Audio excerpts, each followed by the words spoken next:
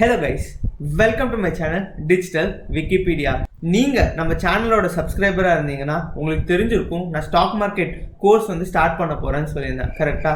இனிமே அதுக்கு நீங்க வெயிட் பண்ண தேவையில்லை, ஏன்னா we are starting it right away.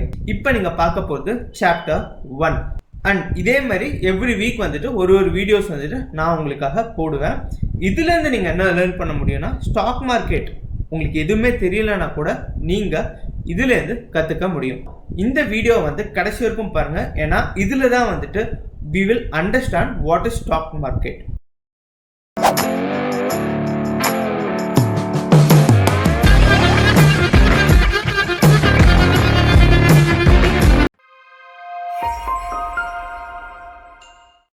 Now let's understand the history of stock market. In late 1600sல பார்த்தீங்கன்னா டச் ஈஸ்ட் இந்தியன் கம்பெனி அப்படிங்கிற ஒரு கம்பெனி வந்துட்டு அவங்க கண்ட்ரிலேருந்து மற்ற கண்ட்ரீஸ்க்கு வந்துட்டு goods like gold, porcelain, spices and silk இதெல்லாம் வந்துட்டு அவங்க ஷிப்மெண்ட் பண்ணணும்னு பார்த்தாங்க. அதாவது அவங்க கண்ட்ரிலேருந்து இன்னொரு கண்ட்ரிக்கு. இப்போ அதை பண்ணணும்னா நிறைய எக்ஸ்பென்ஸ் வந்துட்டு அவங்க இன்கர் பண்ண வேண்டியது இருந்துச்சு. அதுக்கு தேவையான காசு அவங்க கிட்ட இல்லை. இப்போ அந்த கம்பெனி என்ன யோசிக்கிறாங்கன்னா, பப்ளிக் கிட்ட போயிட்டு ஃபண்ட்ஸ் கலெக்ட் பண்ணலாம். In return they will give a share of profit from the shipment. அதாவது அவங்க பண்ணுற ஷிப்மெண்ட்ல நிறைய ப்ராஃபிட் வரும். அந்த ப்ராஃபிட்லேருந்து ஒரு பர்சன்டேஜ் வந்துட்டு பப்ளிக்கு வந்து கொடுப்பாங்க. இதுதான் அவங்க பிளான் பண்ண அரேஞ்ச்மெண்ட். அண்ட் இந்த arrangement it was so successful. அந்த ஒரு ஷிப்மெண்ட் மட்டும் இல்லை, நிறைய ஷிப்மெண்ட் டிஃப்ரெண்ட் கண்ட்ரீஸ்க்கு வந்துட்டு அவங்களால அனுப்ப முடிஞ்சது. அண்ட் அதுலேருந்து அவங்க ஒரு பெரிய ப்ராஃபிட்டும் பண்ண முடிஞ்சது. From this transaction Dutch East Indian company அவங்களுக்கே தெரியாமல் they invented stock market. And இதுலேருந்து அவங்கள மாதிரியே நிறைய கம்பெனிஸ் வந்துட்டு பப்ளிக் கிட்ட போயிட்டு ஃபண்ட்ஸ் கலெக்ட் பண்ணிட்டு வேரியஸ் பிஸ்னஸில் வந்துட்டு இன்வெஸ்ட் பண்ணி in return they started giving dividends or profit to the share holders or investors. இது ஹிஸ்ட்ரி. ஆனால் அட் ப்ரெசென்ட் வந்துட்டு ஒரு ஸ்டாக் மார்க்கெட்டில் கம்பெனி வந்துட்டு என்டர் ஆகணும்னு வச்சுக்கோங்க. அதாவது இன்வெஸ்டர் கிட்ட காசு வாங்கணும்னா they have to undergo lot of proceedings. அதாவது அவங்க ஷேர்ஸ் ஃபர்ஸ்ட் வந்துட்டு லிஸ்ட் பண்ணணும் அண்ட் நிறைய கைட்லைன்ஸ்லாம் ஃபாலோ பண்ணணும். அப்போ தான் வந்துட்டு they can go to public. But நம்மளுக்கு அதெல்லாம் தேவையில்லை, இன்வெஸ்டர் பெர்ஸ்பெக்டிவ் மட்டும் நம்ம பார்க்கலாம். இப்போ ஒரு கம்பெனி வந்துட்டு ஸ்டாக் மார்க்கெட்டில் லிஸ்ட் பண்ணணும்னா they have to enter into IPO, அதாவது இனிஷியல் பப்ளிக் ஆஃபர்.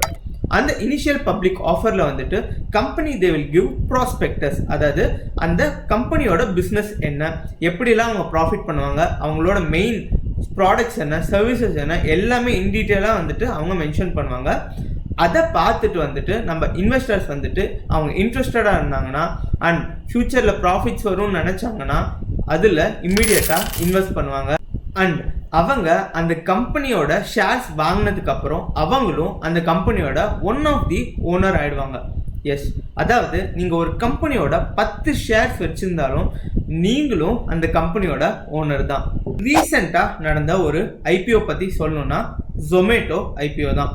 அந்த ஐபிஓ ரொம்ப சக்ஸஸ்ஃபுல்லாக இருந்தது. நிறைய இன்வெஸ்டர்ஸ் வந்துட்டு they funded to Zomato's IPO. ஜொமேட்டோட மெயின் ஆப்ஜெக்டிவ் என்னன்னு கேட்டிங்கன்னா, ஃபுட் ஒரு இடத்துலேருந்து இன்னொரு இடத்துக்கு டிரான்ஸ்போர்ட் பண்ணுறது தான். அதாவது கஸ்டமர் பிளேஸ்க்கு வந்துட்டு ஃபுட் டெலிவரி பண்ணுறது அவங்களோட மெயின் பிஸ்னஸாகவே இருந்தது. கரெக்டாக அந்த பிஸ்னஸை எக்ஸ்பேண்ட் பண்ணுறதுக்காக தான் they came in to IPO. And நிறைய people because of the brand familiarity they started invest in that company. நீங்கள் ஜொமேட்டோவோட ஷேர்ஸ் ஓன் பண்ணியிருந்தீங்கன்னா கங்க்ராட்ஸ், நீங்களும் ஜொமேட்டோவோட ஓனர் தான். வாவ், நானும் ஜொமேட்டோ ஷேர்ஸ் வந்துட்டு வாங்கியிருக்கேன். அப்போது நான் வாங்கின ஷேர் ப்ரைஸும் நாளைக்கு பயங்கரமாக இன்க்ரீஸ் ஆக போகுது. நான் சீக்கிரமாகவே ப்ராஃபிட் பண்ண போகிறேன்னா இருங்க அவசரப்படாதீங்க. Now take an example. நீங்கள் ஒரு காஃபி கம்பெனியில் வந்துட்டு இன்வெஸ்ட் பண்ணியிருக்கீங்க. ஜஸ்ட் பிகாஸ் நீங்கள் அந்த கம்பெனி இன்வெஸ்ட் பண்ணதுனால இன்னும் பயங்கரமாக ப்ரைஸ் இன்க்ரீஸ் ஆக போகுது அப்படின்னு நினச்சிங்கன்னா நோ, அதுதான் கிடையாது. நிறைய ஃபேக்டர்ஸ் வந்துட்டு இன்ஃப்ளூயன்ஸ் ஆகும். ஷேர் ப்ரைஸ் வந்துட்டு இன்க்ரீஸ் ஆகுமா டிக்ரீஸ் ஆகுமான்ட்டு. One of the basic factor that will affect the share price என்னன்னு கேட்டிங்கன்னா டிமாண்ட் அண்ட் சப்ளை. சரிங்களா. அண்ட் செகண்ட் என்னன்னு கேட்டிங்கன்னா பிஸ்னஸோட operation. For example at present அந்த பிஸ்னஸ் வந்துட்டு நல்லாவே பெர்ஃபார்ம் ஆகிட்டு இருக்கு, நிறைய கஸ்டமர்ஸ் வந்துட்டு தே ஆர் பையிங் அப்படின்னா அதோட வேல்யூ, அதாவது ஷேர் ப்ரைஸ் வந்துட்டு கண்டிப்பாக இன்க்ரீஸ் ஆகும். ஏன்னா கம்பெனியோட டர்ன் ஓவர் வந்துட்டு இன்க்ரீஸ் ஆகுது, அதுலேருந்து அவங்களுக்கு ப்ராஃபிட்டும் நிறையா வரும். And then that means they are actually performing very good and that's why their share is also going to increase. But what if in case in the operation some negative thing happens? Now the company has to be more careful. ஏன் கேட்டிங்கன்னா அந்த ஒரு சின்ன negative news will also affect the share price. In such cases என்ன ஆகும்னா investors வந்துட்டு they will start selling the shares. ஏன்னு கேட்டிங்கன்னா அந்த நெகட்டிவ் நியூஸ்னால அவங்களுக்கு ஒரு பயம் வந்துடும், எங்க ஃபியூச்சரில் வந்துட்டு இந்த ஷேர் ப்ரைஸ் வந்துட்டு கம்மியாயிட போகுதுங்கிற பயத்திலே விற்க ஆரம்பிச்சிருவாங்க. ஜஸ்ட் இதே மாதிரி எல்லா ஷேர் ஹோல்டர்ஸும் யோசிச்சு விற்க ஆரம்பிச்சிட்டாங்கன்னா டிமாண்ட் வந்துட்டு ரொம்ப கம்மியாயிடும், அதனால price of the share will drastically reduce. இந்த டிமாண்ட் அண்ட் சப்ளை வந்துட்டு எப்போதுமே வந்துட்டு இட்ஸ் அ சீசா, சரிங்களா. அதாவது சடனாக வந்துட்டு டிமாண்ட் ஜாஸ்தி இருக்கும், சடனாக வந்துட்டு டிமாண்ட் கம்மியாக இருக்கும். தட்ஸ் அ ரீசன் ஷேர் மார்க்கெட்டில் வந்துட்டு எப்போதுமே ப்ரைஸ் வந்துட்டு ஒரு செகண்டுக்கும் ஃப்ளக்சுவேட் ஆகிக்கிட்டே இருக்கும். வெறும் இந்த டிமாண்ட் அண்ட் சப்ளை மட்டும்தான் ஃபேக்டரா ப்ரைஸ் சேஞ்ச் ஆகிறதுக்கு அப்படின்னு கேட்டிங்கன்னா கிடையாது. There are other factors also. For example ஏதோ ஒரு லா பாஸ் பண்ணுறாங்க that is affecting the business, or say for example the cost of that company is suddenly increasing. இப்போ petrol price increase ஆகுது, therefore இப்போ அதனால் வந்து டெலிவரி சார்ஜஸ் இன்க்ரீஸ் பண்ண முடியுமான்னு பார்க்கணும், அவங்க பே எப்படி பண்ணணும்னு பார்க்கணும். ஆர் இப்போ டெலிவரி பண்ணுற ஆளுங்க வந்துட்டு எனக்கு சேலரி பத்தலன்னு ஸ்ட்ரைக் பண்ணுறாங்க. These are all various reasons why the share price will reduce. Now let's understand how stock market works. Let's take the example of bank. இப்போ பேங்க்ல பார்த்தீங்கன்னா நீங்கள் காசு டெபாசிட் பண்ணுறீங்க, வித்ட்ரா பண்ணுறீங்க, ஏடிஎம்லேருந்து கூட நீங்கள் கேஷ் டெபாசிட் பண்ணலாம், வித்ட்ரா பண்ணலாம். இதுமாரி நிறைய ஆப்ரேஷன்ஸ் வந்துட்டு உங்கள் பேங்க் அக்கௌண்ட் மூலியமாக பண்ணுறீங்க. ஆனால் how do you actually trust a bank? Because it is governed by government, அதாவது RBI, Reserve Bank of India. அவங்க கீழே தான் வந்துட்டு இந்த பேங்க் எல்லாமே ஒர்க் பண்ணுறாங்க. Let it be even a public or private bank, everything is coming under RBI. RBI சொல்றது கேட்டால் மட்டும்தான் they can survive in the market, கரெக்டா? ஸோ அதனால தான் தைரியமாக வந்துட்டு நம்ம அதில் காசு போடுறோம், வித்ட்ரா பண்ணுறோம், because we know our money is safe. அதேமாரி தான் ஸ்டாக் மார்க்கெட்டும். இங்கே எப்படி பேங்கோ அதேமாரி தான் இங்கே பப்ளிக் லிமிடெட் கம்பெனிஸ். அதாவது நம்ம இன்வெஸ்டர்ஸ் வந்துட்டு we are going to give money to a company which is not even known to us, யாருன்னு கூட தெரியாது, அவங்களுக்கு நம்ம காசு கொடுக்குறோம். In return their giving shares. But what if suddenly that company is bogus, அவங்க வந்துட்டு அந்த கம்பெனியை காலி பண்ணிட்டு ஓடி போயிடுறாங்க, ஒரு ஆப்ரேஷனும் பண்ணல. அப்போ நம்ம போட்ட காசு Govinda. So that's the reason in this also there should be a governing body, அதாவது Security Exchange Board of India, SEBI அப்படின்னு சொல்லுவோம், சரிங்களா. அவங்க வந்துட்டு they'll take care of this entire stock market operation. இப்போ ஸ்டாக் எக்ஸ்சேஞ்சில் வந்துட்டு நம்ம வந்துட்டு ட்ரேட் பண்ணுவோம், சரிங்களா. அந்த ஸ்டாக் எக்ஸ்சேஞ்ச்லேயே நிறையா இருக்குது, National Stock Exchange, Bombay Stock Exchange, இதுமாரி நிறைய ஸ்டாக் எக்ஸ்சேஞ்சஸ் இருக்கும். அந்த ஒரு ஸ்டாக் எக்ஸ்சேஞ்சும் வந்துட்டு ஃபர்ஸ்ட் வந்துட்டு தே have to get registered under SEBI, சரிங்களா. இதுக்கு நிறைய ரூல்ஸ் அண்ட் ரெகுலேஷன்ஸ்லாம் இருக்குது, அதை ஃபாலோ பண்ணி தான் ஃபர்ஸ்ட் வந்துட்டு அந்த ஸ்டாக் எக்ஸ்சேஞ்ச் வந்துட்டு they will register. Once they register, அதுக்கப்புறம் தான் அந்த ஸ்டாக் எக்ஸ்சேஞ்சில் வந்துட்டு இந்த கம்பெனிஸ்லாம் இருக்கு இல்லையா, they can list their shares. இப்போ இன்வெஸ்டர்ஸ் நம்ம வந்துட்டு ஷேர்ஸ் வாங்கணும், விற்கணும், கரெக்டா. And how will do it? Will buy and sell shares through stock exchange. ஆனால் டைரக்டாக கேன் வி பை அண்ட் செல்னு கேட்டிங்கன்னா கிடையாது, சரிங்களா. Now there is someone call broker. யார் இந்த புரோக்கர்னு கேட்டிங்கன்னா he is the intermediary who will help the investor to buy and sell shares through stock exchange, சரிங்களா. அதாவது இப்போ அப் ஸ்டாக்ஸ், ஜெரோதா, இதுமாரி நிறையா இருக்குது இல்லையா, இவங்களாம் தான் வந்துட்டு இன்டர்மீடியேட்டரி.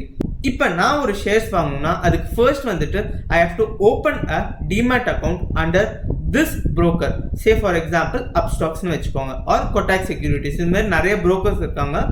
அவங்க கிட்ட நான் ஃபர்ஸ்ட் ஒரு டிமேட் அக்கௌண்ட் ஓப்பன் பண்ணிக்கணும். அந்த டிமேட் அக்கௌண்ட் மூலியமாக தான் I can buy and sell shares. Let us understand what is demat account. இப்போ உங்களுக்கு ஒரு பேங்க் அக்கௌண்ட் இருக்குன்னு வச்சுக்கோங்க. அதில் நீங்கள் காசு போடணும், வித்ட்ரா பண்ணணும் அப்படின்னா உங்களுக்கு ஒரு தனியாக வந்துட்டு ஒரு ஆன்லைன் அக்கௌண்ட் தேவைப்படும். அந்த அக்கௌண்ட் மூலியமாக தான் நீங்கள் வந்து டிரான்சாக்ஷன் பண்ண முடியும். கரெக்டாக? ஸோ ஹியர் மணி வந்துட்டு போடுறோம், மணி வந்துட்டு வித்ட்ரா பண்ணுவோம், மணி இன் மணி அவுட். இதுதான் வந்துட்டு பேங்க்ல நடக்குது. சிமிலர்லி இப்போ நீங்கள் ஷேர்ஸ் வந்துட்டு வாங்கணும், ஷேர்ஸ் வந்துட்டு விற்கணும் அப்படின்னா you have to do this only through a DEMAT account. So there is no difference between a bank account and a DEMAT account. Bank accountல காசு டிரான்சாக்ஷன் பண்ணுவோம், DEMAT accountல ஷேர்ஸ் வந்துட்டு வாங்கி விற்போம். That's the only difference. இப்போ bank account நம்ம கிட்ட இருக்கு இல்லையா, இந்த பேங்க் அக்கௌண்ட்லேருந்து we'll transfer money to DEMAT account and from DEMAT account we will start buying and selling shares. இந்த காசு வந்துட்டு DEMAT account வேலெட்ல இருக்கும். இன்னும் அக்யூரேட்டாக நான் உங்களுக்கு எக்ஸாம்பிள் சொல்லணும்னா I can compare demat account with a Paytm wallet. இப்போ நீங்கள் ஃப்ளிப்கார்ட்டில் ஒரு ப்ராடக்ட் வாங்கணும்னா என்ன பண்ணுவீங்க? ஃபர்ஸ்ட் வந்துட்டு பேடிஎம்ல வந்துட்டு அமௌண்ட் வந்துட்டு ஃபில் பண்ணுவீங்க, பேங்க் அக்கௌண்ட்லேருந்து பேடிஎம்க்கு ட்ரான்ஸ்ஃபர் பண்ணுவீங்க. Then from Paytm you will buy through Flipkart. கரெக்டா? இதே மாரி தான் இந்த டிமேட் அக்கௌண்ட்ல உங்க ஃபண்ட் வந்து ட்ரான்ஸ்ஃபர் பண்ணுவீங்க. அதுல வந்துட்டு வேலெட்டுங்கிற செக்ஷன்ல வந்துட்டு உங்க அமௌண்ட் வந்து ஸ்டோர் ஆயிருக்கும். இப்போ நீங்க ஒரு ஷேர் வாங்குறீங்கன்னா அந்த வேலெட்ல இருந்து மைனஸ் ஆகும், அண்ட் அதை வித்தீங்கன்னா அந்த வேலெட்ல ஆட் ஆயிக்கும். This is how a DEMAT account works. சரி, ஓகே, நான் DEMAT account ஓபன் பண்ணிட்டேன், காசும் போட்டுட்டேன், இப்போ நான் ஸ்டாக் வந்துட்டு வாங்கி விற்கிறேன். இது எப்படி ஒர்க் ஆகும் அப்படின்னு கேட்டிங்கன்னா சிம்பிள். இப்போ நீங்கள் ஒரு ஷேர் வாங்குறீங்க, அதோட ப்ரைஸ் வந்துட்டு 1000 rupees. சரிங்களா? இப்போ next day it becomes 1500 rupees. உங்ககிட்ட ஒரே ஒரு ஷேர் தான் இருக்கு. அப்போ how much profit you will make? 500 rupees extra profit you are making by just investing 1000 rupees. கரெக்டா? சேம் எக்ஸாம்பிள் தான். இப்போ அந்த 1000 rupees ஆன share next day it becomes 500 rupees. Now what happens? You will have only 500 rupees in your wallet. அந்த 500 rupees balance என்ன இருக்கோ அது உங்களோட லாஸ் ஆயிருக்கும். Therefore you have made a loss of 500 rupees. இப்போ இந்த அமௌண்ட்டை உங்க வாலெட்ல இருந்து உங்க பேங்க் அக்கவுண்ட்க்கு ட்ரான்ஸ்ஃபர் பண்ணிக்க முடியும். சரிங்களா? That's it. Finally, the conclusion. End of the day you have to invest and take risk. அப்பதான் நீங்க வந்துட்டு இதுல earn பண்ண முடியும். That's it guys. இதுதான் வந்துட்டு overall brief I can give about how stock market works. Hope you like this video. பிடிச்சிருந்தா இம்மிடியேட்டா hit the like button. And உங்களுக்கு இன்கேஸ் ஏதாவது டவுட் இருந்துச்சுன்னா நீங்கள் கமெண்ட்டில் மென்ஷன் பண்ணலாம். ஆர் என்னோட இன்ஸ்டாகிராம் ஐடி வந்துட்டு டிஸ்கிரிப்ஷனில் கொடுக்குறேன், நீங்கள் அதுலேருந்து டைரெக்டாக எனக்கு மெசேஜ் பண்ணலாம். I will reply to your message. That's it for this episode guys. Next episode la paakalam. Till then, cheers.